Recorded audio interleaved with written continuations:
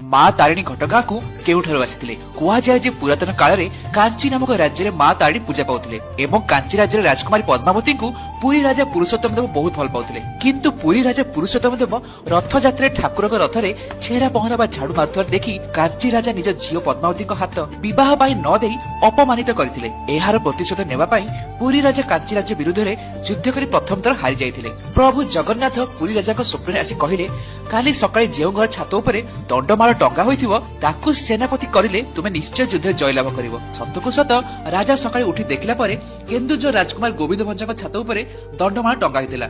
ତେଣୁ ପୁରୀ ରାଜା ପୁରୁଷୋତ୍ତମ ଦେବ ଗୋବିନ୍ଦ ଭଞ୍ଜକୁ ନିଜର ସେନାପତି କରି ଦ୍ୱିତୀୟ ଥର କାଞ୍ଚି ଅଭିଯାନ କରିଥିଲେ। କୁହାଯାଏ ଯେ ସ୍ୱୟଂ ଜଗନ୍ନାଥ ଏବଂ ବଳଭଦ୍ର ସୈନ୍ୟ ବେଶରେ ଏହି ଯୁଦ୍ଧରେ ଲଢିଥିଲେ। ଦ୍ୱିତୀୟ ଚେଷ୍ଟାରେ ଜୟଲାଭ କରି ଗୋବିନ୍ଦ ଭଞ୍ଜ ମା ତାରିଣୀକୁ ଶ୍ରୀକ୍ଷେତ୍ର ପୁରୀକୁ ଆଣିଥିଲେ। କିନ୍ତୁ ପରେ ଯେତେବେଳେ ନିଜର ପିତାଙ୍କ ମୃତ୍ୟୁ ପରେ ଗୋବିନ୍ଦ ଭଞ୍ଜ କେନ୍ଦୁଝରକୁ ଫେରୁଥିଲେ, ସେତେବେଳେ ମା ତାରିଣୀଙ୍କୁ ନିଜ ସହିତ କେନ୍ଦୁଝର ଯିବାକୁ ପ୍ରାର୍ଥନା କରିଥିଲେ। ମା ତାରିଣୀ କହିଥିଲେ ଯେ ସେ ତାଙ୍କ ପଛେ ପଛେ ସ୍ୱୟଂ ଯିବେ, କିନ୍ତୁ ଯେଉଁଠି ବି ଗୋବିନ୍ଦ ଭଞ୍ଜ ପଛକୁ ଚାହିଁ ତାଙ୍କୁ ବୁଲି ଦେଖିବେ ସେଠି ସେ ରହିଯିବେ।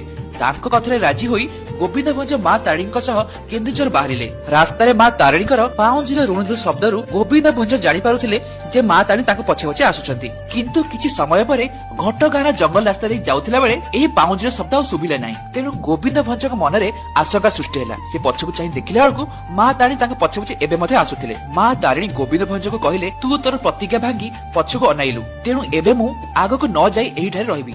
ତୁ ଏହି ଘଟଗାଁ ଜଙ୍ଗଲରେ ମୋର ମନ୍ଦିର ନିର୍ମାଣ କରି ପୂଜା କର। ସେବେଠାରୁ ମା ତାରିଣୀ ଘଟଗାଁରେ ଏହି ମନ୍ଦିରରେ ପୂଜା ପାଇ ଆସୁଛନ୍ତି।